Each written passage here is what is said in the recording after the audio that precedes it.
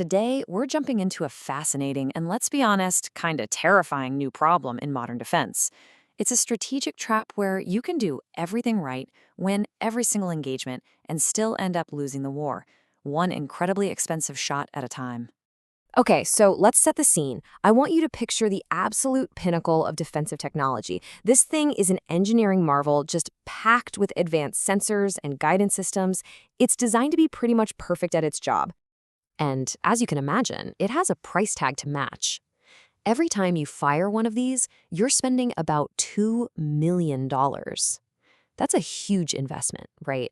But you're using it to protect something incredibly valuable. Now, let's look at what this $2 million interceptor is actually being fired at in a lot of modern conflicts. You might be thinking of a stealth bomber or some supersonic missile, but more and more often it's something way, way simpler. Yep, it's a simple off-the-shelf drone, the kind of thing you could basically just buy online. It costs about $2,000, a tiny, tiny fraction of the missile that's being sent to destroy it.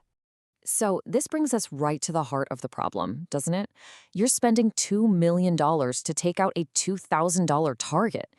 The math is just absurd. And this economic mismatch is the core of a strategic nightmare called the golden bullet trap. To really wrap our heads around this, we first have to understand the thinking that got us here, the traditional Western approach to defense that has ruled for decades. For the longest time, the guiding principle was pretty straightforward. Build the single best weapon you possibly can for any given job. A golden bullet, right? Something so technologically superior that it just can't miss. The goal was perfection, and cost was often a secondary concern. And these golden bullet weapons, they all have similar traits. They're packed with cutting-edge, sometimes even fragile technology. They take years, sometimes even decades, to develop. They have an extremely high price tag, which means you can't afford to build very many of them. And often, they're so specialized they can only do one thing really, really well. But the whole game is changing. A totally new kind of threat has shown up, and it's challenging this entire philosophy. It's like we're seeing the arrival of a technological David to face the Goliath of traditional military power. I mean, just look at the old way of doing things. To get a major weapons system into the field is this massive, slow, and unbelievably expensive process. We're talking a decade or more of R&D, fighting for billions in funding, navigating complex manufacturing, endless testing, and then, finally, it gets to a few specialized units. It's a crawl. And now compare that to the new way. You can acquire the threat with a click of a button. The contrast is it's stunning. There's no big government program. The research and development was already done by a commercial company making tools for, photographers or hobbyists, and it's just been adapted for the battlefield. So here's the crucial takeaway.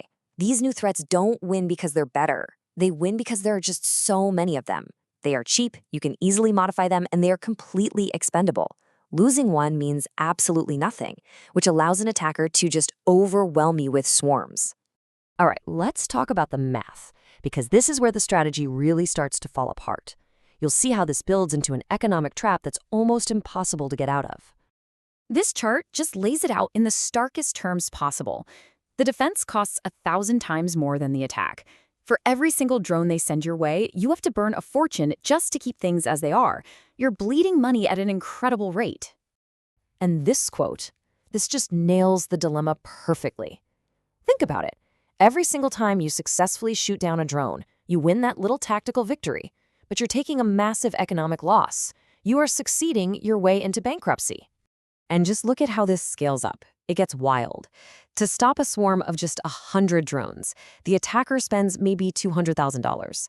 The defender, even if they have a perfect 100% success rate, has to spend $200 million.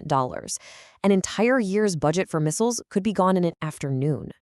So this leaves us with a really deep and frankly very unsettling question about the future. How do you possibly adapt when the very philosophy you've built your entire military on is now being used against you? This is the fundamental clash we are watching play out. On one side, you have the old guard, the golden bullet philosophy, quality over quantity, expensive, complex, and precious. On the other side, you have this new era of the cheap threat, quantity over quality, cheap, simple, and disposable. If there's one single thing to take away from all this, it's gotta be this. Economic sustainability is now a battlefield. It's not just about whose weapons are technologically superior anymore, it's about whose strategy can actually be paid for in the long run. And that leaves us with this final big question to chew on. Is the future of warfare really about building even more expensive golden bullets? Or is it about finding a cheaper, smarter, and more adaptable way to fight back against a threat that's designed to be simple? The answer to that is going to define the next generation of conflict.